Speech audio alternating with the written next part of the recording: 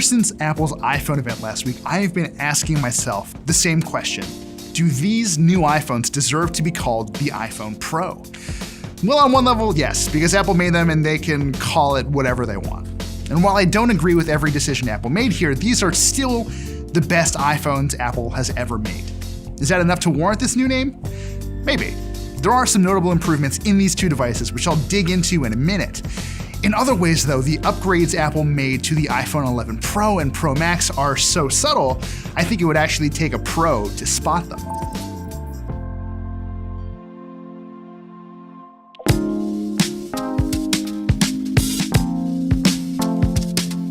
Before we go any further, let's just get a couple things out of the way. Apart from their different size screens and a really clear difference in battery life, the iPhone 11 Pro and the 11 Pro Max are basically identical. They use the same A13 Bionic chipset, they all have the same cameras, they both run iOS 13. You get where I'm going with this. If you're considering buying a Pro, your real decision boils down to three things: what color you like, how much storage you need, and whether you want to use a phone as big as the Max all the time. Because these phones have so much in common, they share the same design quirks that Apple embraced this year. They're both a little faster than the XS series was last year, and they both come in Apple's new Midnight Green, which really seems to be a crowd pleaser. I do have to say, it's only really green in direct light though, otherwise it just kind of looks more like a slate gray, which is honestly fine by me. These backs are made from a single piece of milled glass, and most of it has this really nice matte finish. It also means they're a little less prone to sliding around on certain surfaces too. Imagine this, you're about to sit down on your couch and you just sort of absentmindedly put your Pro on the arm. I do this all the time, and when I tried it, the XS clattered to the ground while the Pro stayed put. Your mileage is probably gonna vary, but in my experience, this new finish doesn't just feel good, it's actually helpful.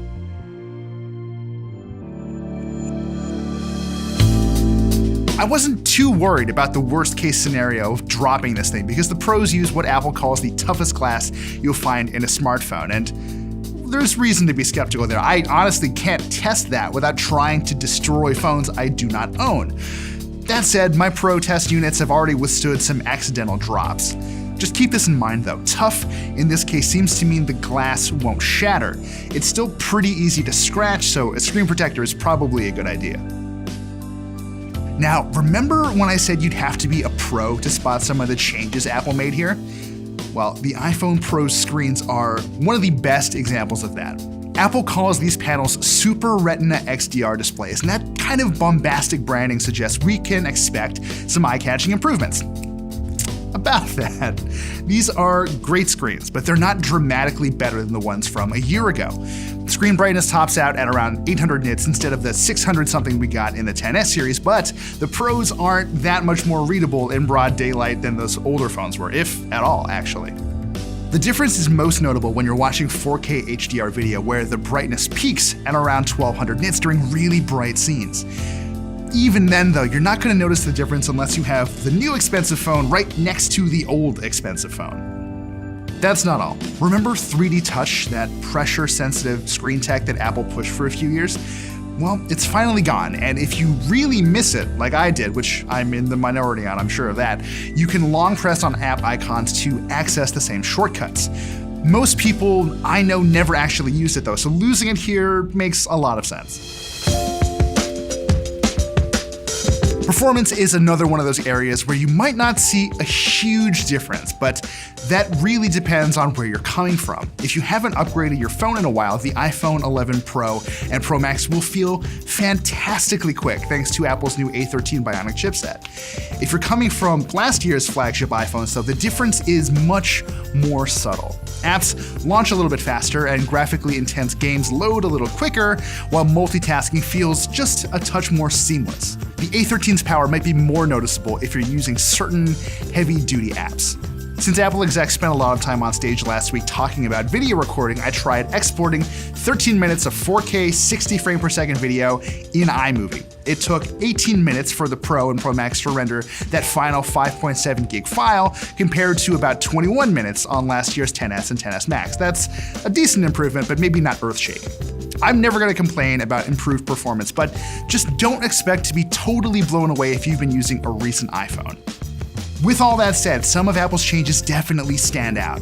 Battery life is a great example. Because the A13 is more efficient, in addition to just being faster, I've generally been able to get about 12 hours of continued use out of the smaller Pro instead of the 9-ish I got out of last year's XS. And the big ol' Pro Max easily ran for between 13 and 14 hours on a single charge compared to the 11 to 13 hours I got of last year's big iPhone. If it's big changes you're after here, look no further than the cameras. We've got 3 rear 12 megapixel sensors in the Pros, the standard wide camera with optical image stabilization and an f1.8 aperture, the telephoto with a slightly wider aperture this year and a 2x optical zoom, and the new ultra-wide camera that captures a 120-degree field of view. The best results tend to come from the standard wide camera, which is a good thing since it's probably the one you're going to use most often. It's by far the fastest of the 3 to lock onto your subject, especially in low light, and it delivers what I think is the best mix of color and detail of these 3 cameras. The telephoto is no slouch though, and it's actually really good at rendering fine details, even though it's a little less capable than that wide camera in the dark. It would have been nice to see Apple push this thing past the 2x optical zoom limit, but it's still a really handy tool to have whenever you need it. So what about that new ultra-wide camera? Well, it's mostly good. It struggles at times to capture evenly exposed photos in the dark, and it doesn't pack photos with detail the same way the standard wide camera does. There's still a decent amount of it there, especially when you're shooting in bright conditions. It's just not as much as the other cameras, and that's kind of not the point. This camera is all about giving your photos more space and context. If you're worried about clarity more than anything else, you might be a little disappointed, but in my experience, it is a great utility player for when you want to shoot a sweeping vista or when you just don't have much room to move. In other words, it's good enough for what it's supposed to do. They have their quirks, but by and large, these are excellent cameras, and I know some of you are probably wondering how they stack up to competitors like the Note 10 and the Pixel 3. Honestly, it's kind of hard to make definitive statements because they all kind of have different motives. Samsung cameras process photos to have very vivid colors and lots of detail, so your photos almost look like an idealized version of what you actually shot. Apple's 3 cameras here are geared more towards capturing the world as you see it, even if features like Smart HDR selectively amp up the color and exposure more than it used to. And Google's Pixels, well, they sort of land somewhere in between those approaches, though that could change once the Pixel 4s come out. Let me put this another way. The photos I took with the Galaxy Note 10 are the ones I'd most like to post on Instagram with the no-filter hashtag. The photos I shot with the iPhone 11 Pros are the ones I'd most like to throw into Lightroom and have some fun with. Which phone actually takes the best photos is a matter of preference, I think, but Apple's cameras here are clever and capable enough that you won't really feel like you're missing out on anything.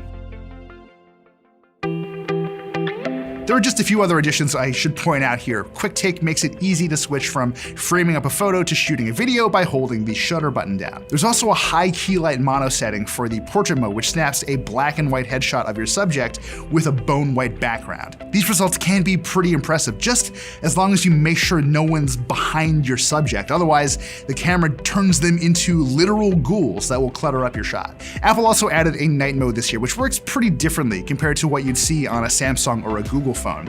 The camera will recognize when you're shooting in the dark and automatically enable night mode. That is to say, you can turn it off before you shoot, but you can't really prevent it from turning on in the first place. And the results are maybe not quite as striking as what you might get out of a Pixel, but that's again sort of by design. Other phones' night modes tend to brighten up photos too much, as if they were trying to turn night into day. Apple's night photos are still plenty bright, but they feel like they were shot in the wee hours, and whether that's a good thing is again really up to you. There is just one catch though, you can't use the night mode with that ultra-wide camera at all. The 12 megapixel front camera isn't quite as interesting as what's around back, and as usual, it'll take nice selfies without a whole lot of fuss. Apple did add 2 notable features here though. Tapping a button widens the camera's field of view so you can squeeze a few more people into those selfies.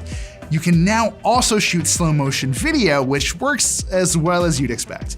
You're gonna start seeing these Slofies everywhere, and while I hate the name, I figure I should just contribute my own before everyone goes crazy, so just enjoy the shot of what happens when I eat a handful of glitter. Kids, please don't try this at home. Oh, and the videos you shoot with the iPhone Pros are pretty great, actually. You can capture footage at up to 4K 60, and thanks to an assist from the neural engine, the pros did a surprisingly good job at adapting to changing conditions. Exposure was more consistent throughout, and I noticed a lot less noise than I expected. So, at the end of it all, should you buy an iPhone 11 Pro or Pro Max? Well, I think it really depends. They're all around better than the XS series, and they're definitely a worthy upgrade if you're using an iPhone 10 or anything older than that. These are, after all, probably the most powerful smartphones money can buy right now. But if you don't need the best of the best, or if you're still not generally thrilled about the idea of dropping $1,000 on a phone, even a phone that'll last you a few years, there's another way. The iPhone 11 is the more practical choice, and the one that probably just makes sense for more people.